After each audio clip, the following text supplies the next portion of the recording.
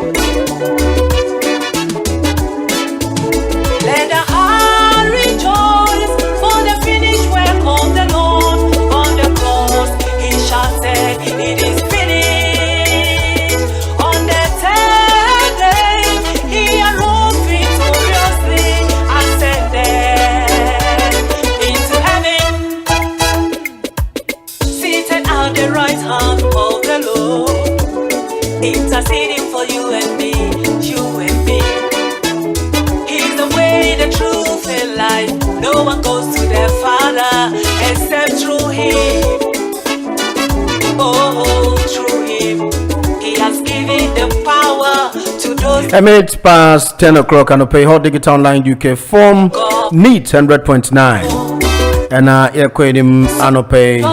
In fact, the government is about scrapping non-dom taxes and buying and so you can buy so taxes ni bi owa obese oyibri frame.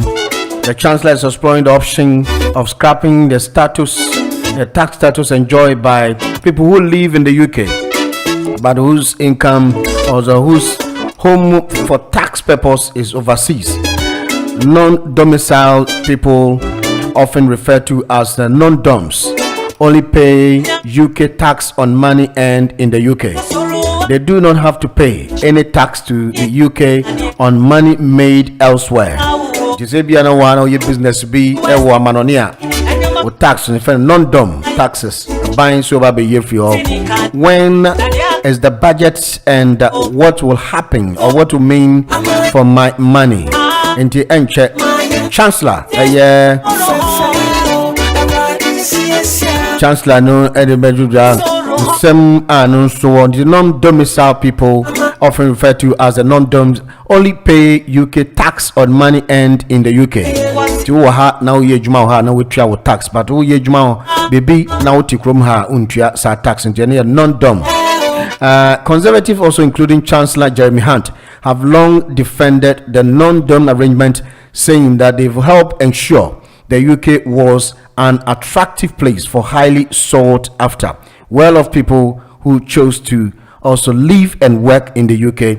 Mr. Hunt remains committed in ensuring policies doesn't undermine this.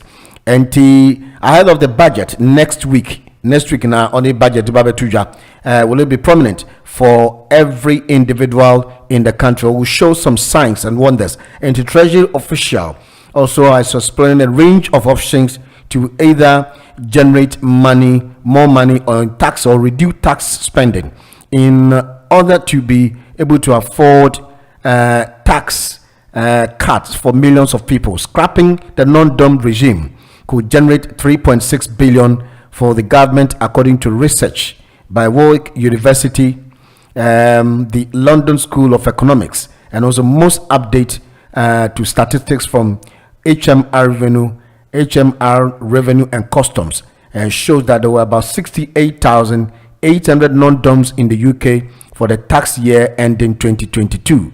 And the recent figures produced by the Office of the Budget Responsibility, OBR, have revised down the scope for mass market tax cuts unless extra money is found.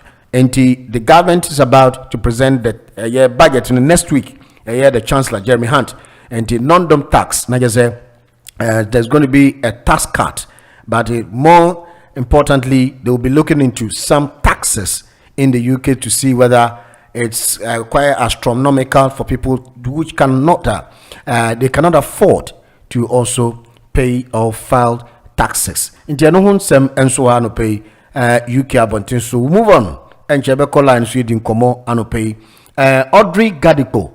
The CDD opinion back yentin some of the two LGBTQ plus because of the way the issue was framed. So even those who know the dangers of the bill couldn't come out against the bill. Meaning, if I get you right, during the consideration of the bill, when Parliament opened the door for people to bring in input, yes, you were represented during the process. Yes, and your voice was not heard. Yes, not just us. A lot of human rights organizations also sent memorandum and appeared before Parliament. That is true. But our points were not taken into consideration. They went through...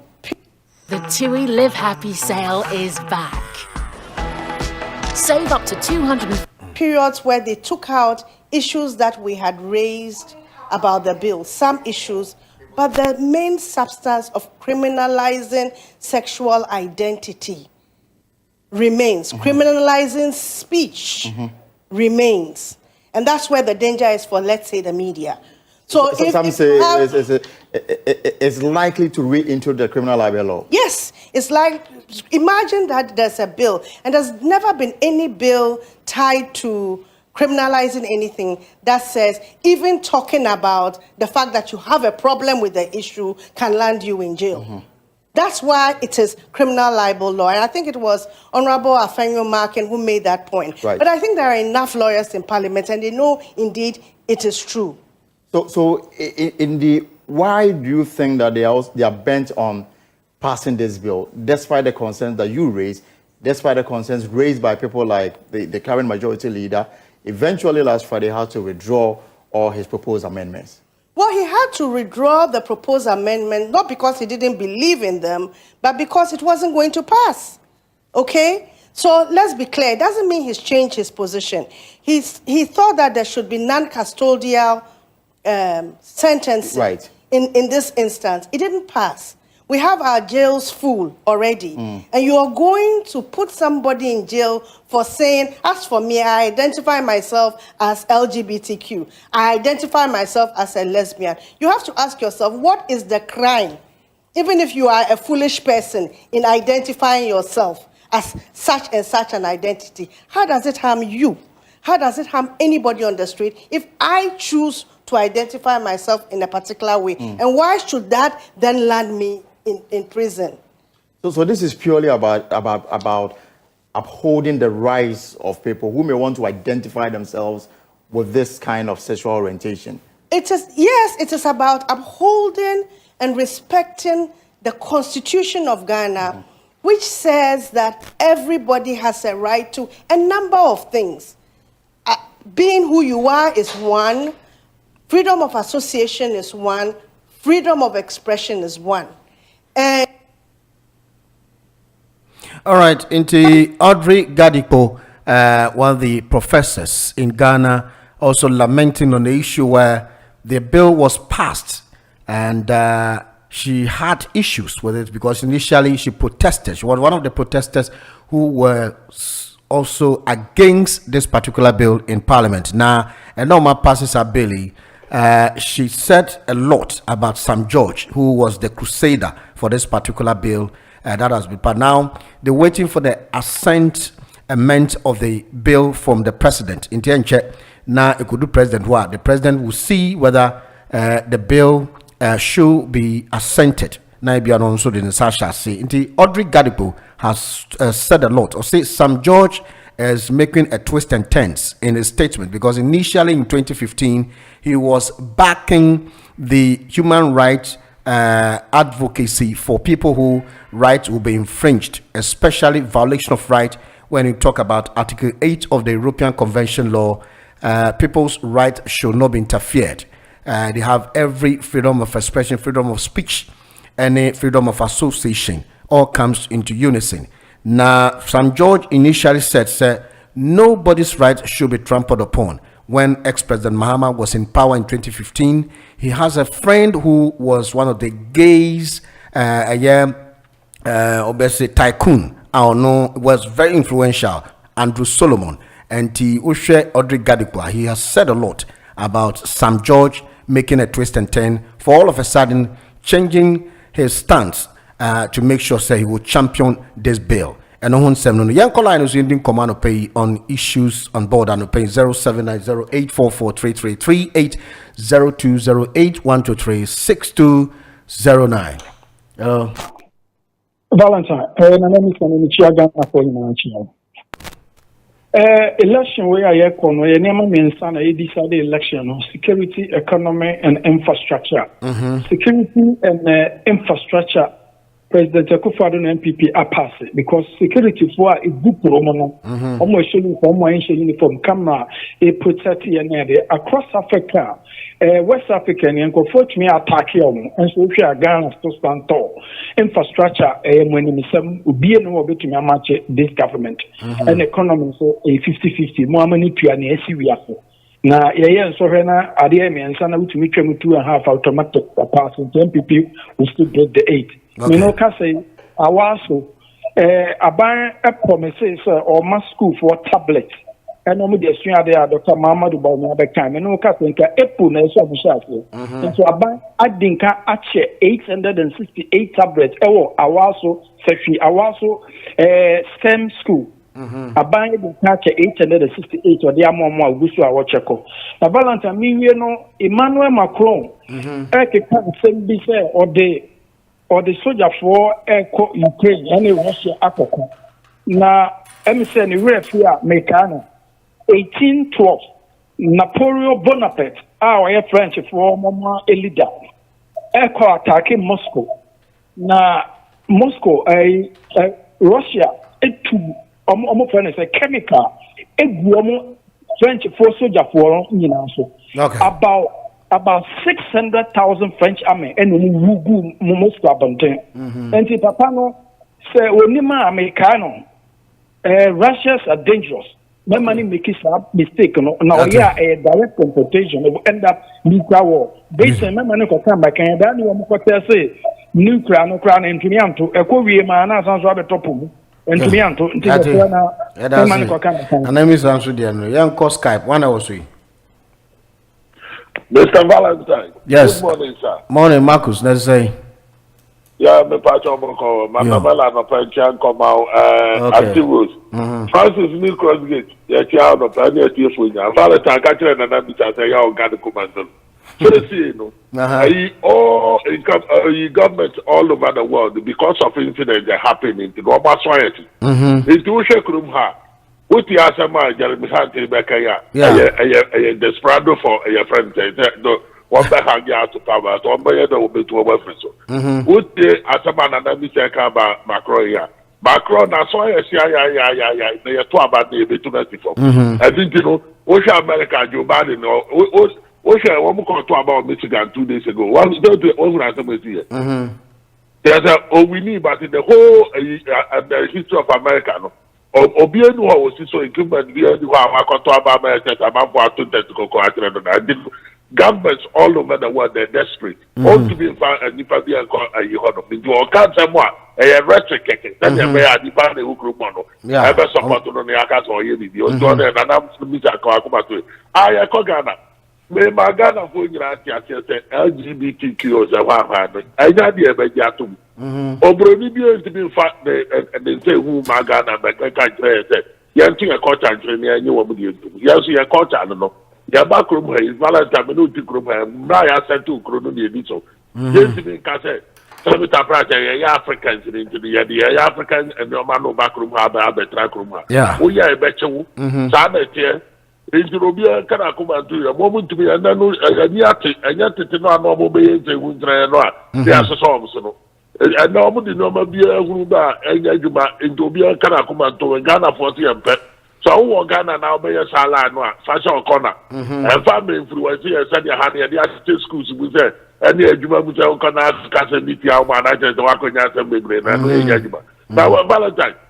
Yeah. And with the assistant, they call a majority program. So, now there be a cassette. So, with the opportunity say, so we be no one, now I'm going to for now. Because I'm here, for the tearful. But they 2 MPP for and 34 for.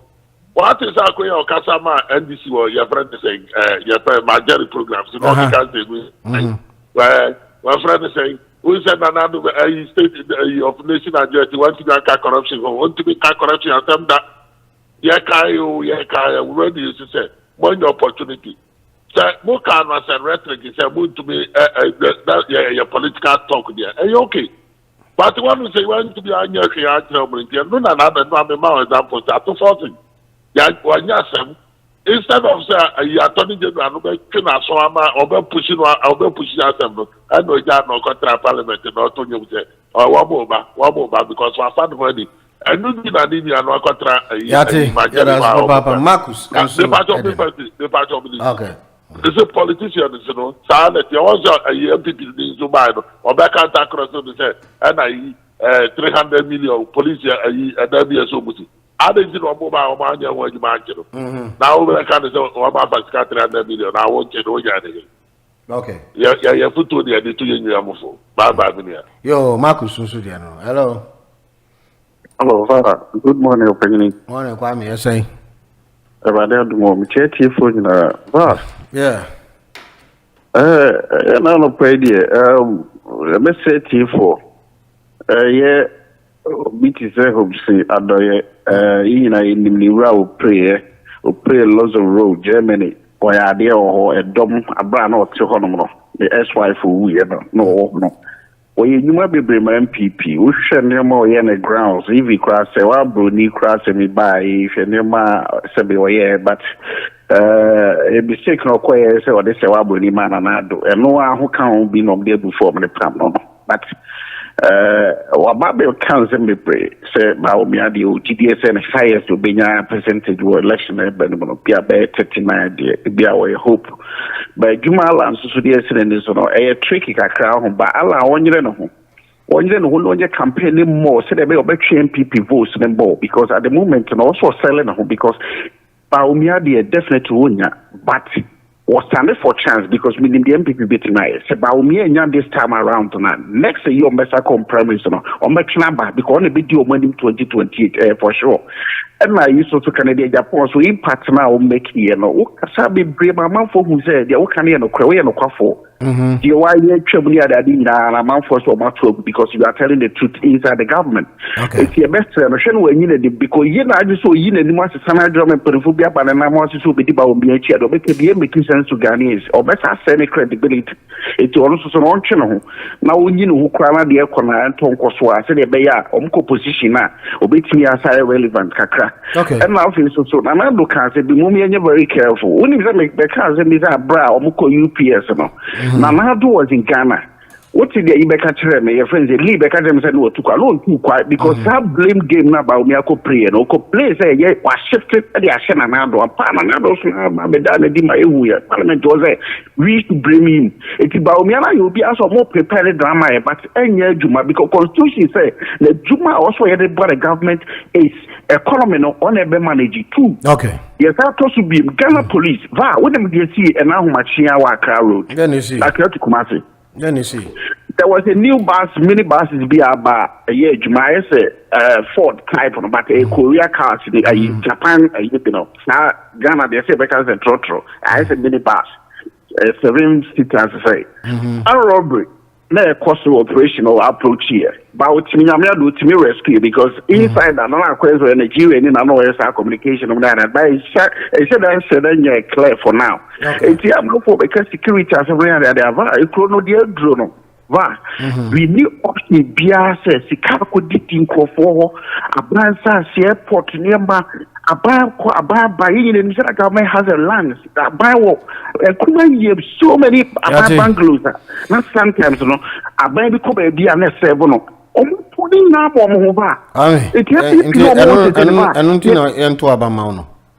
I don't to my because my mama no bear or be and too. Okay. My mama so no on the same will be or handle handle over notes and man and what didn't name your man. Kwame Pianisi or no a president and your mama Baumia Kwan on Sombra. Oh, Baumia, the assembly all right, in the Queen 912 so Kwame so now 079084433338 02081236 and then Yawada. Na be a year ago and Omanpenyin another than quick for the grant interview my BBC. Na inti sa interview quickly. Ibeti Kutwebi na ya sign atwa yumede no so anope wa also betumi afre na inti and some okafa economy and host no some obisa no fa economy ho. Here, inflation in Ghana. The highest inflation. Well, 15.7%. The Ghanaian cedi has fallen 20% on the dollar. The worst after Russia, which has a lot of sanctions against it. It's began to firm up.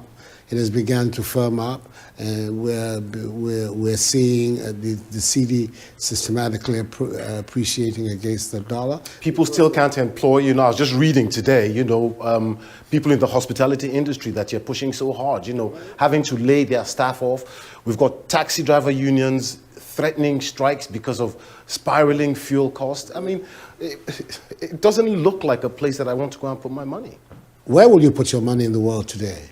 Where will you put your money? In Britain, which is suffering the worst standard of living statistics for over 30 years? Is it? Oh, I think let's situate ourselves correctly. The world is going through very difficult times. Ghana is no exception. Nigeria is no exception. There's no country in the world that is escaping the ravages of both COVID-19 and also the impact of the Ukraine. But what you need to look at are where are the elements being put on the ground that look beyond the COVID and beyond the Russian-Ukraine war. And I think you'll find that in Ghana, the recovery program that we have is one that is considered very credible, and it is what is going to give us the opportunity to come out of this period a strong. All right, so this interview was done a year ago, and we just want to refresh your mind with the current situation in Ghana and where we from now, baby, I off. What's again to you? The Kakra American transgender lawyer, ya passing. Now, the American say, and yes, Aban who practice would be will be wow, them one, now Bamba also or chill.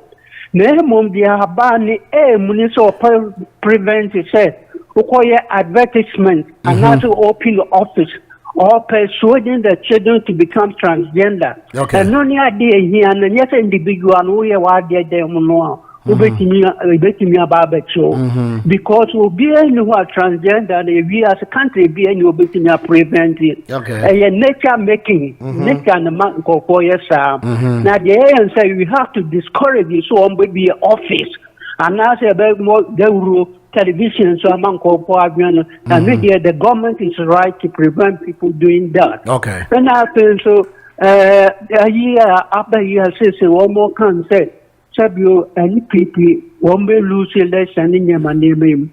And yes, I understand. Now they may catch any people say the same one piece of ammonia campaign in crossing your town house to house. Somebody pursuing corporate. Now you have a necessary taxes and the pressure near a book of four song. Mobile relief for the time being. Among corporate, but in a cast can be actually not one counter and this propaganda against the government in them. And they say Mitiano will be Casa de Day. So how? So Casa de Day will be all crown. So we will be a one woman son and I'm to be a one number breathing now all woman son. Oh, me, you are reference to somebody else to the workers and to Mr. Ninyama and the people. So one more about them, Yan Philip and your campaign. Okay. Not just a big election. So now there's no alternative opposition via what Ghana and the betting challenge any people there. Okay. Any this is for our man better than them. Chroma Hakrano, Britain higher home. And this has no recognition at all. Okay. No, some Mahama Kraba there's no respect of the politicians, you know. Okay. That's a Vasiki Sudiano. Skype into you. Very good morning. Morning, Aqua David. Into you on the pay. I am up here, Juma. Vasiki Chow, Kwame, Peckham, and Fred, Mr. Tufo. Obaya Lee, that's why I can see the Busawakana, Java Bogart. Dickness, the Nana, and then made me a child, that you mean a child, when you so many more Makana, more of a jar there, and then Mamma and Teresa, Professor Chabon. Vine. Yeah.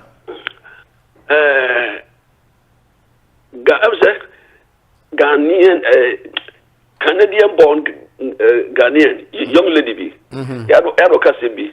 Ghana 4.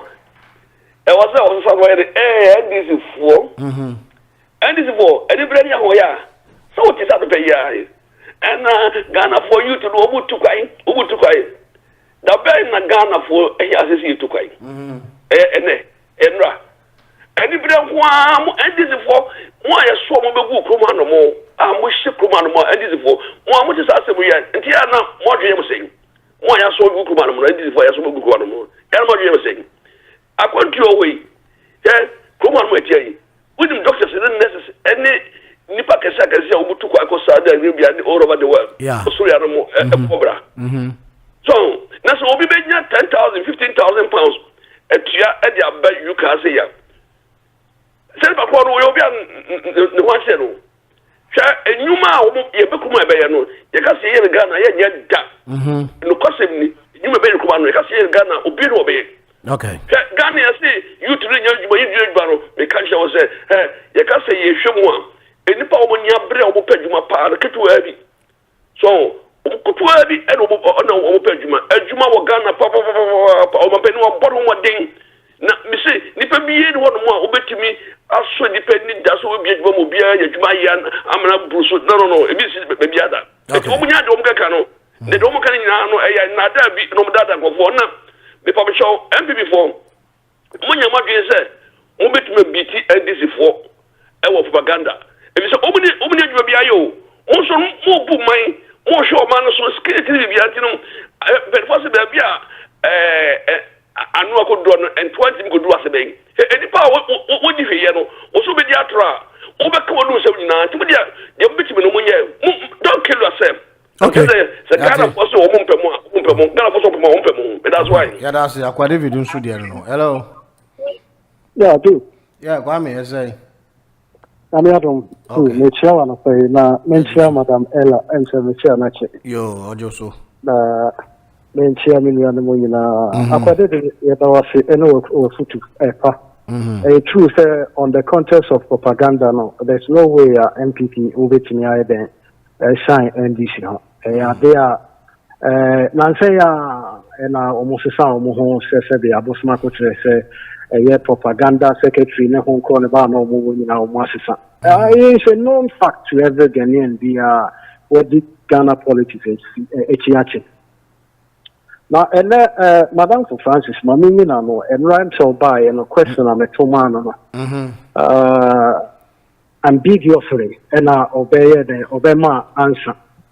Now, Francis, what he's failing to know is is gradually becoming a terrible to the listeners. And Kaoba, because meaning Francis, I haven't set eye on him before, but Matthew Francis, I checked. A level-headed person who is able to read and write. As for word affairs, a big economist na a struggle. Now, to me, who say Ghana, baby, you walk around you're free and say a third world country. Because we are developing country. Now, so you're facing such a problem. Now, so what to me who and consider so because of that, I'm a country now I draw back. Now, say, and as someone may be saying now, or buy ambiguously, or they or bet 200 more will be international. Advice I'm the man is any international food in a hand. There's no point so the Babema submission because already giving up on Ghana, say Ghana, we are having a leadership problem. Okay. You have a problem with MPP, you have a problem with NDC. And I'm a Toba say against the two, no, it would be a hen and Kaube chooses only this. It's so much. It's also big Ghana name. And I Ghana Nampai. Independent to be quiet. You see the independence, and Yajuma, and also Yatsai, Makano figures for the next 100 years to come. Independent being will be a formidable party to wrestle shoulder with MPP and NDC. It won't work.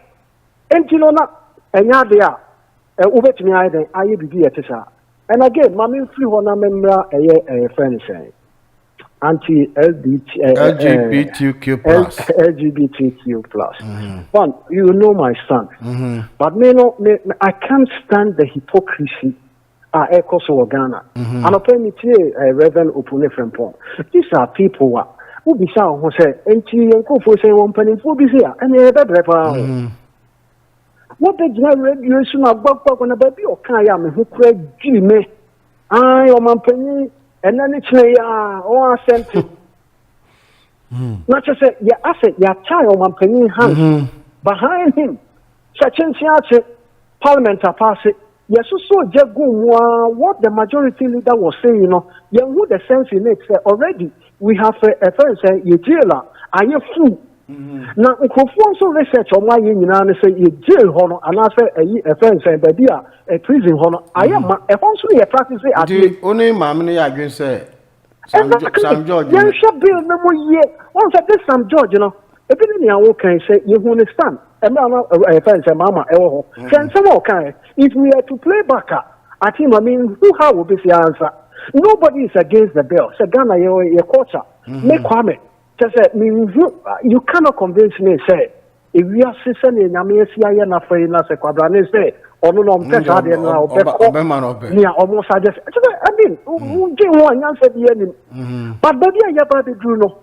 Say, the sunny, yes, I have been a change, yes, so Jaguman, I send American revenue, what I opinion, and hypocrisy of demonstrating and say, I say, yes, and your corner, my ADB1, and Yanumu, Swana Yan Hey, okay. Now say, ya COVID by your penny, I won't select crab, said the way you must have bomb and penny minimum. Then they may say about to cry a cotton of crown. You hear a friend say, and moi, or what the boy say, they are between a clean, clear, and fair elections. Now, ya Jemwa. Now say nay, say yet in him right to say yes and no, go for the one sham running mobile. Now open yet it's away a sophomore. Oh, because a young cancer Ghana for a young swimming and chap and a Ghana, we can actually do for ourselves. My penny cross Ghana beyond the age Into the bit then, etini aboya yebra. I mean, how? Okay. The same people here are the same person here, and no achi, Ojinaho, and no mind why then, and I call me the bicycle. This same person, no one's talking at now. And these are people, the war minimum. Many master say, or my opinion, already, I won't say Ghana for a parliament idea to me. But near 1 moment a year can at the end of the day, Ghanaians now that's the trauma and the prisons and no more practice. They are the same people. Okay. You cannot trust the people. More mind what to parley. Kwame Pekam Sudian, Yanko Skype na the power so suenti or no sudia. Skype, you. You cannot trust them. Hello. Yeah. Yeah, good morning, Va. Morning. Eddie, you want to pay? Yo. Michelle Bibia, what's your radio? Be Abasuko Bia. Va, Ebo Abaso. Obo Homodin. Oh, yeah, dear. Yeah, that's it. Oh, yeah, dear. Now, Kwame Greenwich was today. Or say, can a Japan tintina? Was the other tintina? And I can't show you the 1 year no. Oh, now what you near my also catch in. Yes, Omon tintina, not just a Baumia Lusu, Baumia Wawinia. It is a Uni as in Bia Beka, Rabitina, can I Japan 1 tintina and 1 tintina. Okay. Or MPP new, or my NDC neither. Thought yes, yes. And star bill ya omodia koto parliament ya omo pesa ebano omo nyine omo homa ne mra oh aba we na ka say president Zabeshashi yeah but say bia na akufa no so betimi a reject say one so one sane so okobasa on so one sane say ne na say aba mra na anya adwuma ya president akufa do one can say say Africa itimi di ho so iti omo modern no on sane sa bill no na Zaniema no free ho na ade bia ha dili papa obi wo betuma tena wo dem aya tena wo dem ye ba me fama bontene ema obi hunu hu asem nka okay yo ya das papa eden su ede no hello because me ana who Fred yentio yo Valentine good morning morning ana pay mitia edi owie mitia no Obaya nana about dickness that's him software kwa David one of him Kwame Pekam one of him na mitiaga na fwetie fo mpempema yeti o baby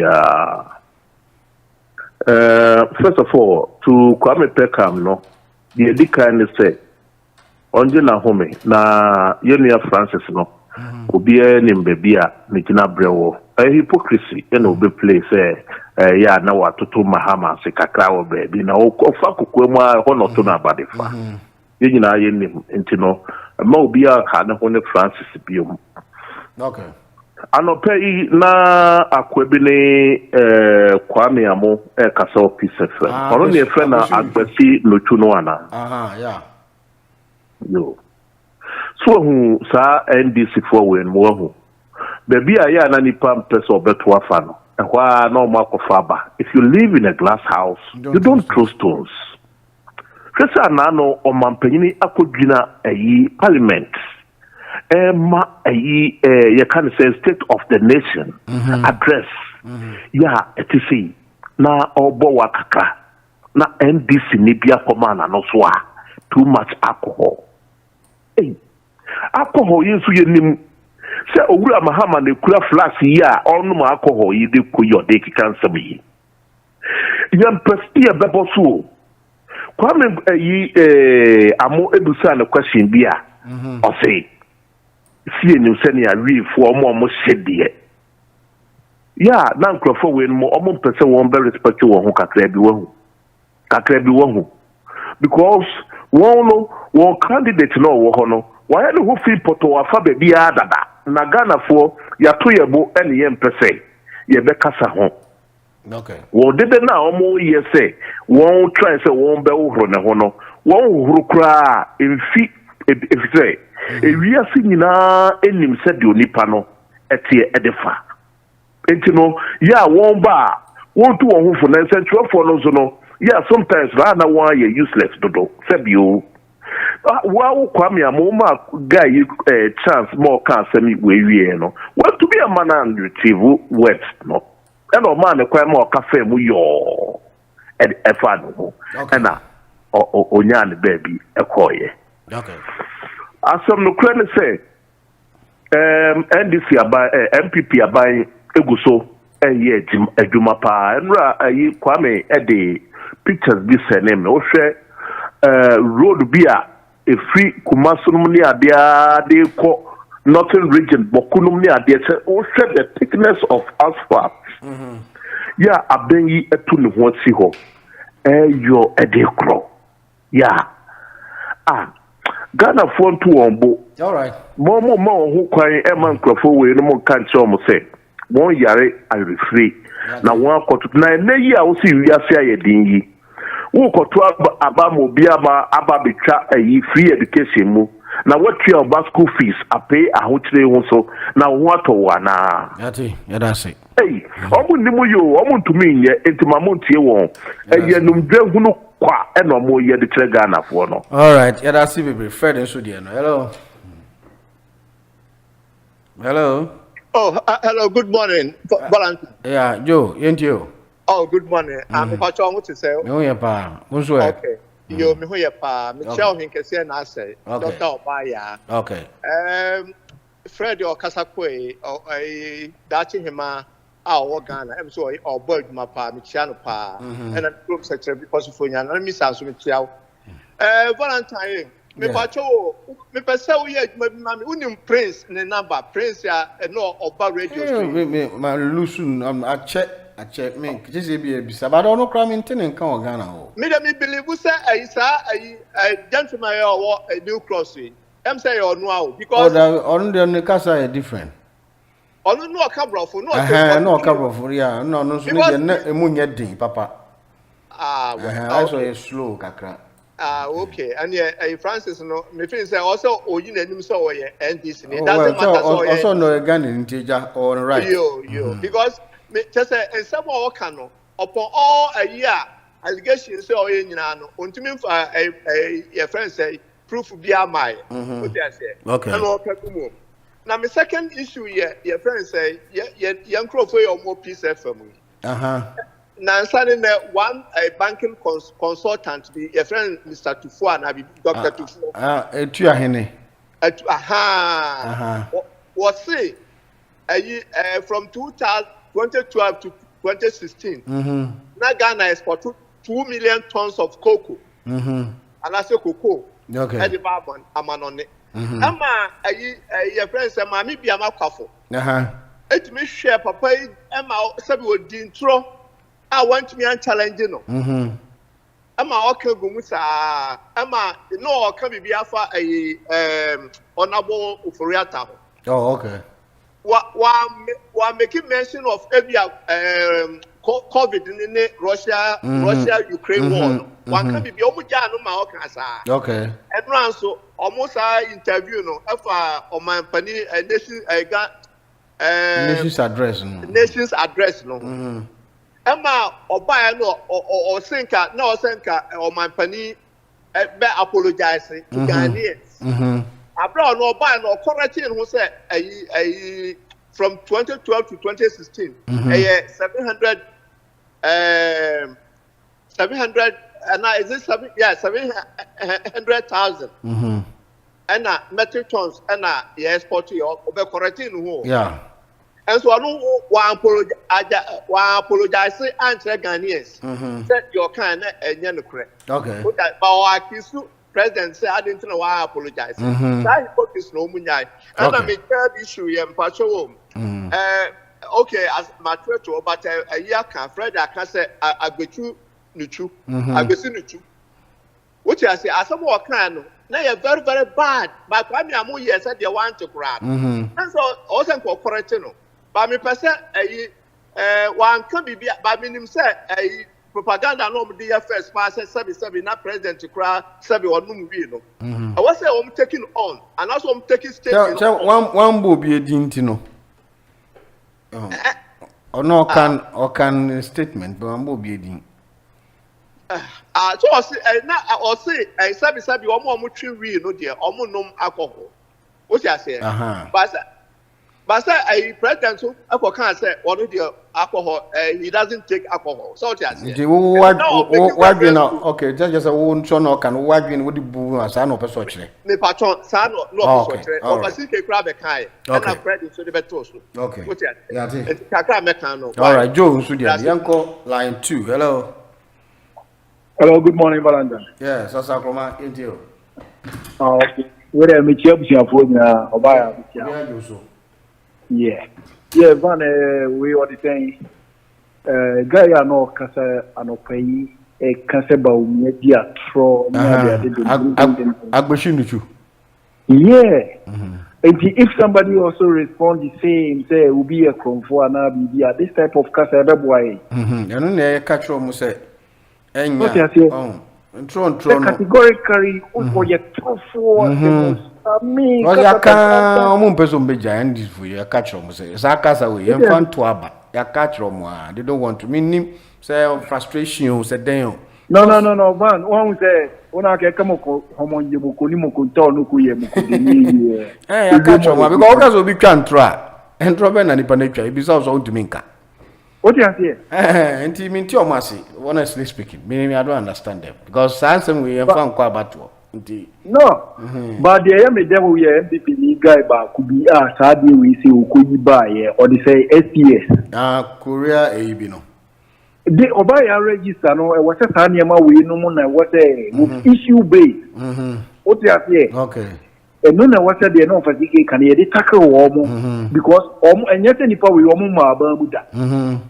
So you say, okay. And you know, SPS now what could yaba say na Uma a win ama a boy, yan free. What must say? Okay. Now yan issue based because ye jai Oma, the bit is you would say, was here statistics for time and you would say, Doomson Wohono. One time, just a sink of former we have to get all these things. Okay. So you see, and then you hit them with it. But you run on my part in the day. And it doesn't matter how anybody look at it. If we play with it, they can use it against NPP. We should be careful. Okay. Not just politics. Politics. They say, I have better. If we don't do nothing about it, if we say we have time, we will play about it.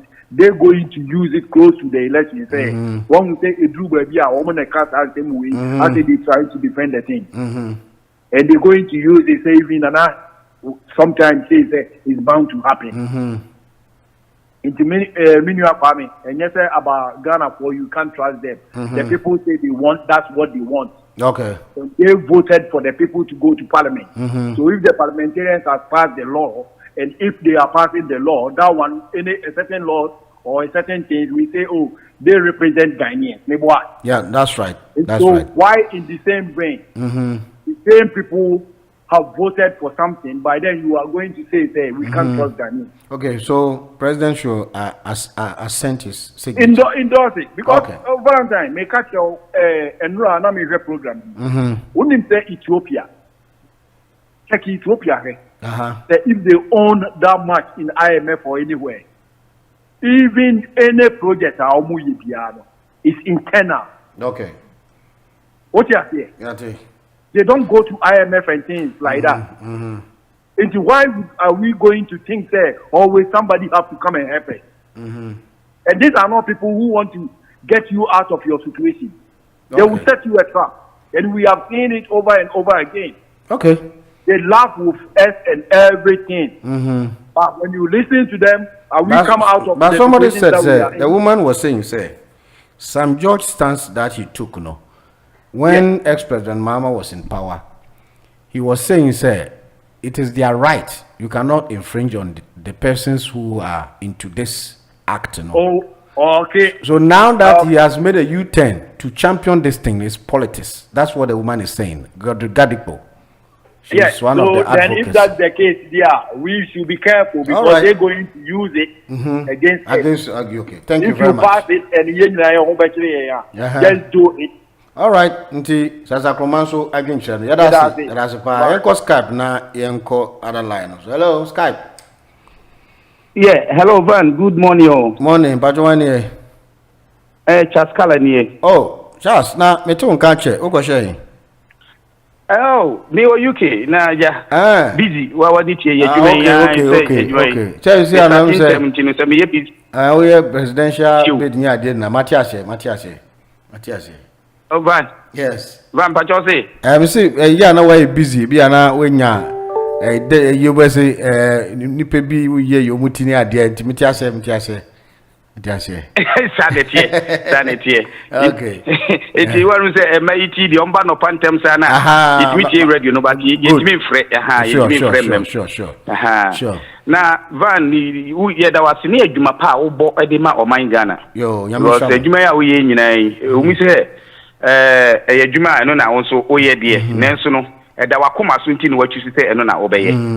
Na Vine me kanon na mechia Ghana Digital Festival mpanifo nyina opania komia Rosemary ewo Colchester ana Madam Kate awo South London mpanifo mo deda no nyina yechia mu nyina ene ye members nyina na Vine de tie nie da bia no kore ba kope na ye Ghana fo ye mpe no kore enu nti na ama dodo no ye mpe no kore nti na ma ye bre de tie ne se ye ni nyina ye ni mpefe se o man Ghana na da ho no ye sika sem nyina enyugu ene airport to port where he obe bia yesika SM enyugu na company be fa so e be bo sika yi hu eban obi ti krom ha na dwuma o ye ko Ghana bia no tue sika fachiri na ye de nem sika na fachiri an watue bi na office eniti ama na dwuma koso onim se ka ye ka se digital ni ade nyina e be boy onim pa because onu kwa ni selfish ni nkwa pesa minkumi nya ntino o de nem na se de obeya obeko Ghana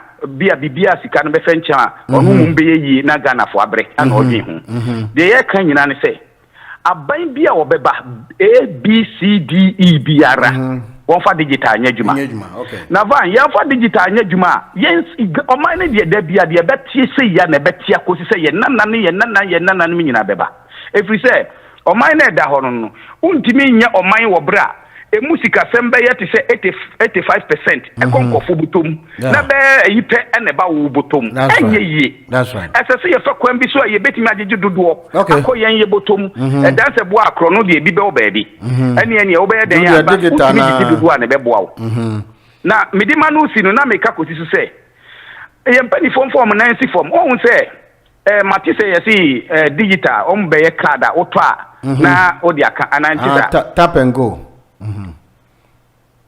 that idea is very inimi kana o chese kala na ye ne sa trotro for no sen na ye beye so bi free Medina na okọ no be si kwan mu wo ba bia na o de koka na se na me si mo babrochire how long nie na mo dwemu be bie this is a writing of coding of the system na mo de be ba no that's right a writing of coding ya no kwe wie form for kra ya babrochire be who is a writing of coding and one say ye be ye system ama driver biara we trotro we hwan ye wo man mu na system no cost na say Madina na wo na wo log in say me free Madina me ko se Accra circle kwanu mu bia ba bia bus stop wo bia ya coding enti nipa na me mato ye Oyster card na me de ka no me de footro na machine wo mu na me de ka se ke bus stop bia mesi bia no machine na ka se be hu se man all the way to Accra enti Madina bo na be tie it's about the idea of the writing the system and even class om hu kire om contact me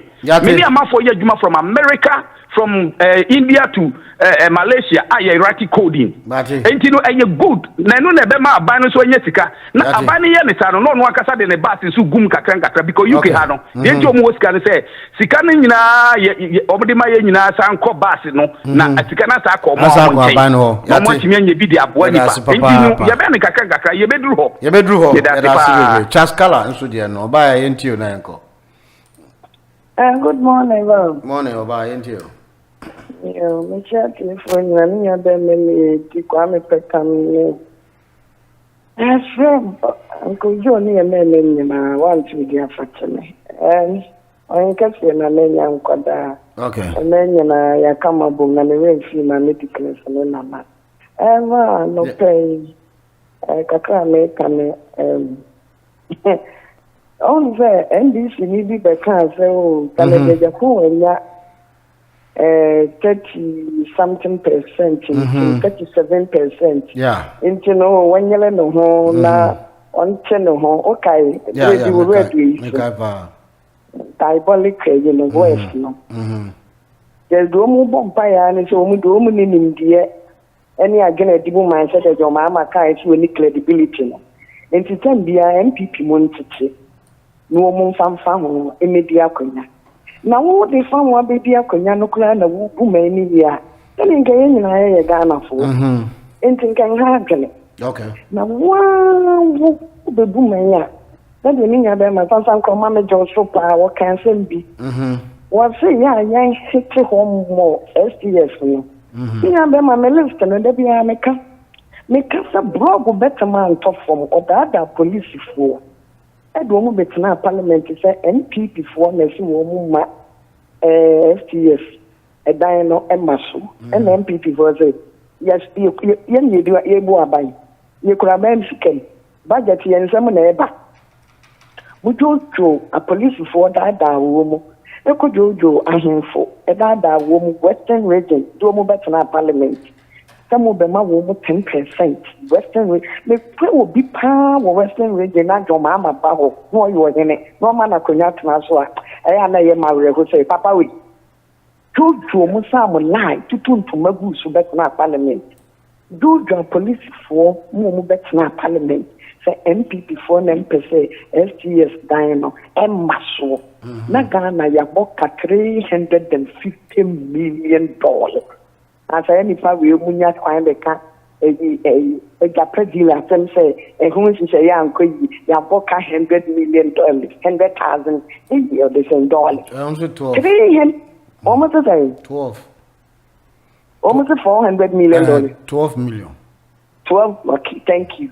$12 million. $350 million. More no to say apart from eche evieti na me san ko fu wi wo mu ba ye kura wo mu so mu seti committee ama na hwehwe ne mu kura committee ho tin pampan ko akura na bro $100 million committee e fo tin pampa okay ya ka sa ma mu meka biu enti no sa jo mama this MPP mu atete anzana jo mama timi abaye president dia ne mo mpa ba bi ntina sa di be kai ye gina ye nan so Dr. Mawumia ya tono me say krono ni ne ho babia wo wane ni nwia e de trotto no so wo wele yiwa metu Mawumia kofa wo ba bia ni beto so anya adwuma hey en sama mu kafa papa no oye trofo e na sansan kromeka ye se ka sa joma ma ye kromfo dia ene mu be yi yefri so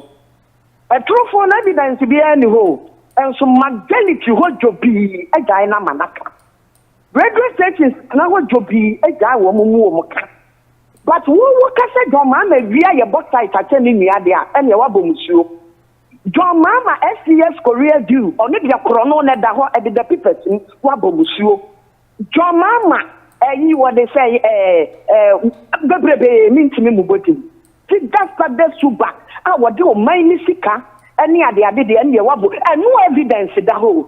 Now, many of them are Uncle Joe become maybe a man. What I should say, Baba, we. When you pass, not cocoa, I export 700,000. And so, I man, 2 million. And so, MPP, Mona, you buy a yet me export to cocoa 1.4 million over 300,000. Say, okay. And so, I need here one cut that you double Nasa, the Biasa, the Gochi. And so, it's not my papa, Nasa, the Uncle Joe can. Papa, no one can say, Kufuado Mepacho with the best. Kufuado Mepacho also my education.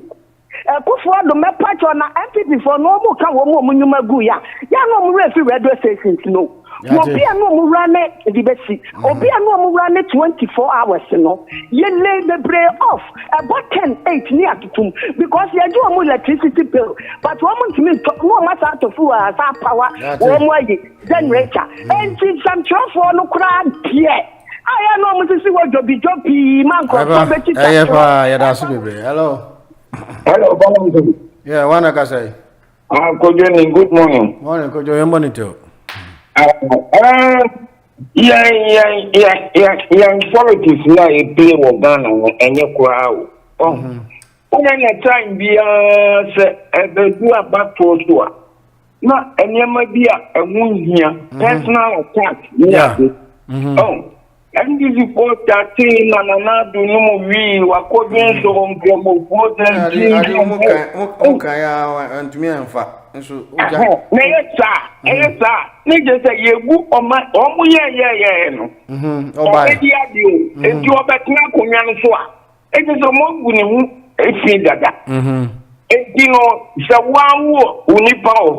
No one you are going to move. Now the after you got to up now by my opinion. Now not there by. It's same thing more started and about me you say I catch your munti. I catch your mobile so mobile now Kwame after last year pensioner fee and never buy oh, so they are young baby. So they are your campaign. I will say, also hopes to move your mom. Afafanto. O campaign, Alan Jamatin, also, we was a grown heading. I get